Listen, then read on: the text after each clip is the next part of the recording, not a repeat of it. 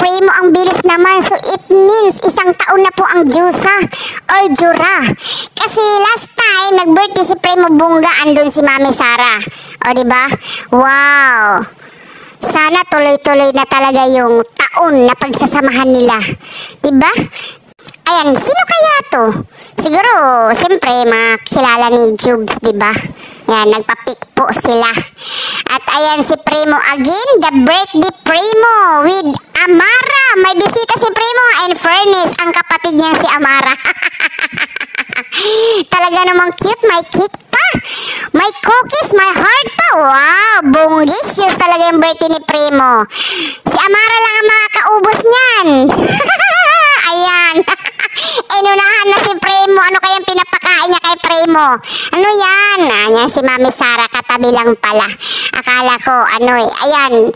Siyempre, kung may Jura, may din, may Primo din, may love life din si Primo. Ayan, nag-aaway sila kasi inaaway si Primo. Halikan mo na kasi Primo, para kang nang Jubes mo. Bagal eh. Tingnan mo. So, ayan po, again, Kumaris Girl Group Collection. Talagang napakaganda ng tela na yan. Kapal po ng t-shirt niyan. For only 6.79 yata yung sinabi sa akin. Parang ganun lang po siya. So, dalawa po in-order ko next time. Kung meron, mag-order na po ako.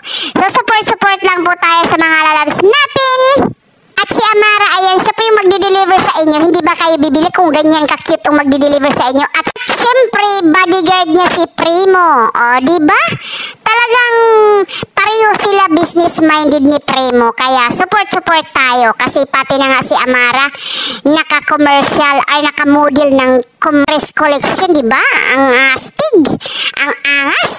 Kasi si Primo at si Amara po yung model nila sa Kumaris Collection. Sana all. Natin, si Amara at si Primo yung kukuning model, diba? Diba? Ang cute kasi. So, yun po yung quick reaction natin sa kanila. Bye! Love you!